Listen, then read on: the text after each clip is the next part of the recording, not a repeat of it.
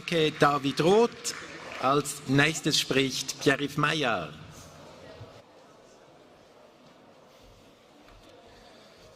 Chers camarades, commençons peut-être par un petit passage sur la définition de ce qu'on appelle pouvoir d'achat. Parce que le pouvoir d'achat, parfois, c'est discrédité, voyez-vous, c'est une participation à la société de consommation. On devrait moins consommer, on devrait devenir plus sobre. Pour nous, le pouvoir d'achat, c'est autre chose. Le pouvoir d'achat, c'est le pouvoir de vivre normalement. Qu'est-ce que ça veut dire, pouvoir vivre normalement? Ça veut dire simplement, déjà, et je dis que ce n'est pas acquis pour tout le monde, même pour ceux qui travaillent dans ce pays, remplir le frigo chaque fin de semaine pour tenir la semaine suivante, et si possible avec quelques produits frais, quelques légumes, quelques fruits de qualité, un peu de viande, pour que les enfants aient tous les jours, 3 fois par jour, un bon repas. Déjà ça, c'est la première des exigences. La deuxième des exigences, c'est de pouvoir être logé de manière décente, avec un espace suffisant pour vivre. La troisième des exigences, c'est de pouvoir de temps en temps s'offrir un loisir, et notamment à ses enfants, de pouvoir partir en vacances une fois de temps en temps, de pouvoir leur assurer un cadeau à Noël. Et cette exigence aussi, de pouvoir vivre normalement, c'est de pouvoir se dire je mets un petit peu de côté pour que si j'ai un coup dur, un jour, j'ai une petite réserve. Voilà ce que c'est que de pouvoir vivre normalement en échange de 1 ou 2 jobs à plein temps. Parce que beaucoup de familles doivent cumuler 2 jobs pour arriver à assurer tout cela.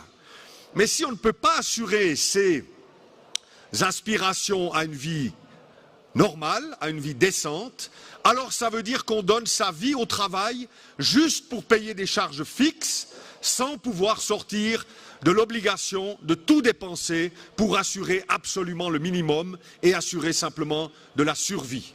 Et cette évolution-là, où cette capacité à vivre normalement n'est plus garantie à toutes celles et ceux qui travaillent, même s'ils travaillent à 2 dans un ménage, eh bien c'est l'évolution que nous avons connue ces dernières années.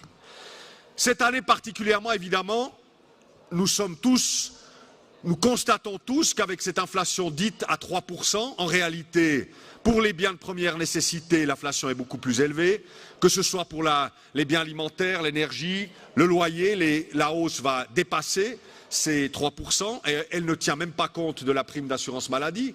C'est pourquoi tous ceux qui se gargarisent que la Suisse fait tellement mieux qu'ailleurs devraient essayer de regarder la réalité des choses.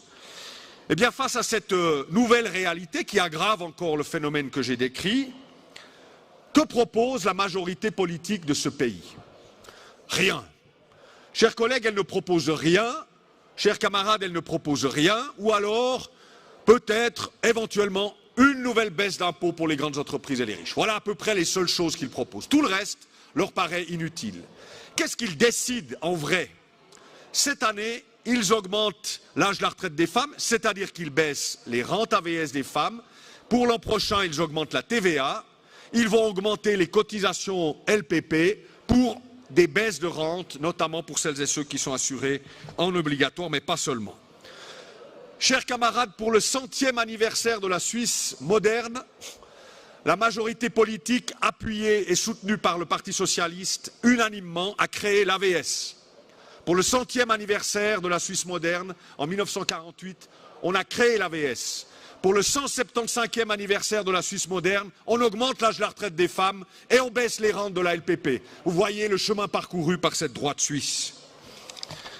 Nous avons, comme syndicat, à œuvrer et à nous battre pour les salaires. Nous avons lutté tout l'automne, y compris par des grèves, dans de nombreux secteurs, ou par des mouvements, que ce soit dans le bâtiment, dans les aéroports, dans les services publics, et ça permettra de corriger un aspect de l'excellent travail de Samira. Elle disait que les perspectives étaient une hausse de salaire de 0,6, 0,7. En réalité, à la fin, dans les secteurs à convention collective, nous avons obtenu environ 2,5% de hausse des salaires. C'est insuffisant par rapport aux besoins, mais c'est quand même significativement plus que les années précédentes, et c'est probablement beaucoup plus que dans les secteurs sans convention collective. Et là, chers camarades, je dois le dire, sur la politique des salaires, nous avons conquis, grâce à l'articulation entre l'intégration européenne et la protection du marché du travail, nous avons conquis le droit de négocier les salaires pour 50% des travailleurs du privé, alors qu'il y a une vingtaine d'années, c'était à peine 30%. Et je peux vous le dire, nous ne reculerons pas. Nous ne reculerons pas devant la protection des salaires, nous ne reculerons pas devant la volonté de conquérir toujours plus de négociations collectives, y compris même si on nous le demande avec insistance au nom d'un accord avec l'Union européenne. L'autre chose que nous devons faire, c'est évidemment plafonner les primes. David Roth a magnifiquement dit les choses et nous pouvons dire aux partis bourgeois, aux partis de droite, mesdames et messieurs, vous voulez toujours baisser les impôts. Just do it, faites-le. Mais baissez l'impôt qui fait le plus mal aux gens, baissez les primes. Si vous estimez que la Suisse ou que les cantons ont assez d'argent pour baisser les impôts, baissez ces primes.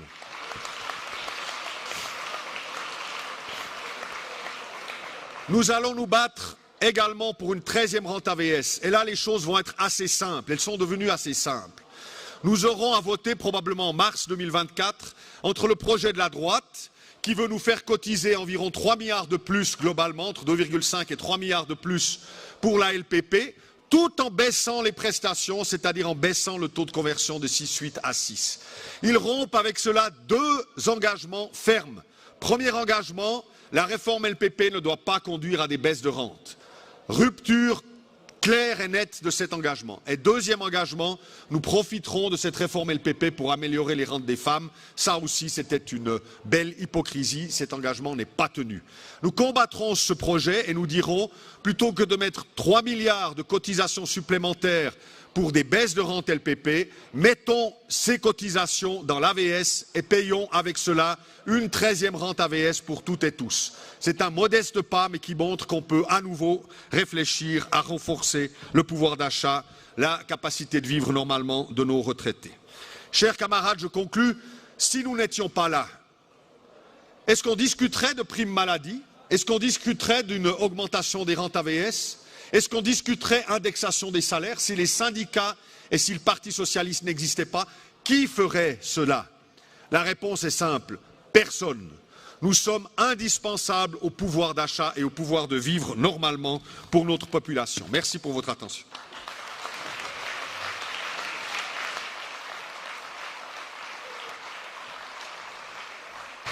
Danke, Pierre-Yves. Cédric wird euch jetzt den Prüfauftrag und die Idee des Prüfauftrages erklären. Cédric. Ja, geschätzte Genossinnen und Genossen, ihr habt es in den Unterlagen gesehen. Das Vorgehen des Parteipräsidiums und danach des Parteirates war wie folgt. Wir haben wenig überraschend zur Kenntnis genommen, dass die Bekämpfung der Ungleichheit, die jetzt schon mehrfach erwähnt wurde, in unserer Gesellschaft und damit auch die Stärkung der Kaufkraft der Mehrheit der Bevölkerung in den Kern